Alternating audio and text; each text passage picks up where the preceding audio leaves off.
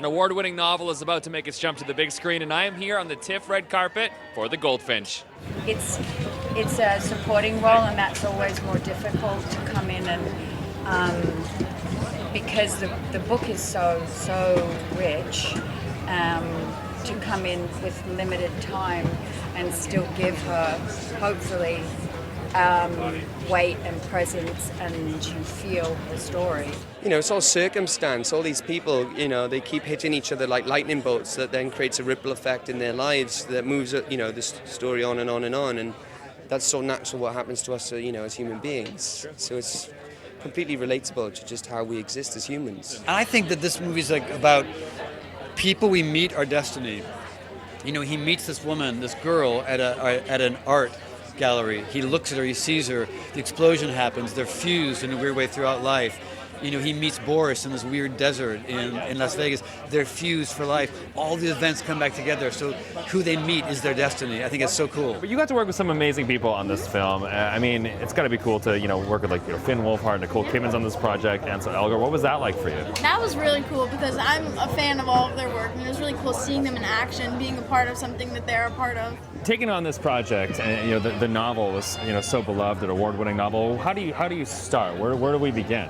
With a great screenwriter, Peter Strawn, whose instinct, which was fantastic, was to focus in on two areas of the book and to let go of the linear structure. And once we found that was an amazing gift to transferring it onto the screen, because that meant we could cut back and forth, and then the past and the present sort of became continuous with each other, which was far more expressive, and we were able to sort of access Theo's internal emotions a lot more. Now, since it's based on the Pulitzer Prize winning novel, do you ever look at that? Because I know the novel can be often very descriptive as far as setting certain scenes. Yeah, I read it actually before I read a script of it, and I did wonder how you could make a film because it's so big and so rich. Yeah. But I think what John and the writer did was fantastic on condensing it and making a film of it.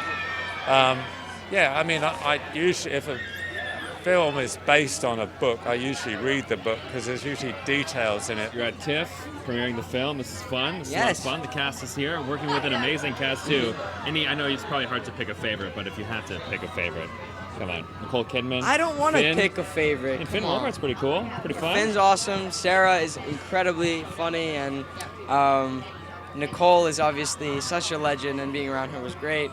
I don't think I can pick one specific person. A book like this demands to be filmed. As you read it, you're kind of like, oh my God, I can see it, or I want to see it.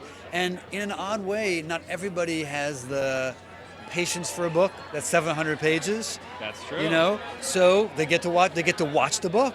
Yeah. Now they get to watch the book. And this story is now way more accessible to people. Absolutely.